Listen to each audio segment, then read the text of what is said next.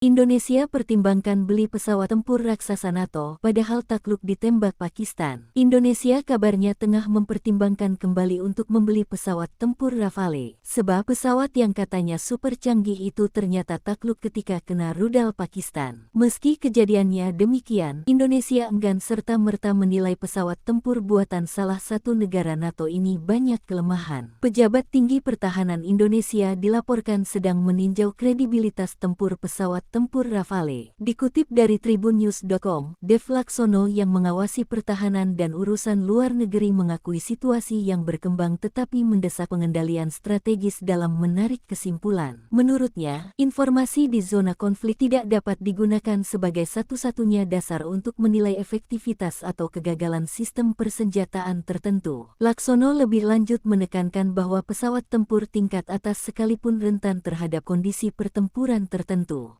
Bahkan jet paling canggih seperti F-16, F-A-18, dan F-22 pun pernah mengalami insiden tertembak jatuh atau jatuh karena kondisi taktis tertentu, katanya. Kendati demikian, anggota DPR RI itu mengakui bahwa dugaan penembakan jatuh 3 Rafale oleh jet tempur J-10C Angkatan Udara Pakistan yang menggunakan rudal jarak jauh PL-15E memberikan dasar yang sah dan konstruktif untuk penilaian ulang operasional. Pada bulan Februari tahun 2024, Kepala Staf Angkatan Udara Indonesia Marsikal Madya Muhammad Tony Harjono mengonfirmasi bahwa pengiriman gelombang pertama 6 Rafale dijadwalkan mulai Februari tahun 2026. Pengiriman awal mencakup 3 Rafale antara Februari dan Maret, diikuti oleh 3 lagi dalam 3 bulan berikutnya, menunjukkan meningkatnya komitmen Indonesia untuk memperkuat kemampuan kekuatan udara multiperannya. Pesawat ini akan ditempatkan di 2 pangkalan udara yang strategis, Rusmin Nurjadin di Pekanbaru, Riau, dan Pangkalan Udara Supadio di Pontianak, Kalimantan Barat. Keduanya berlokasi ideal di perbatasan maritim Indonesia yang luas dan wilayah yang tidak terduga di Laut Cina Selatan.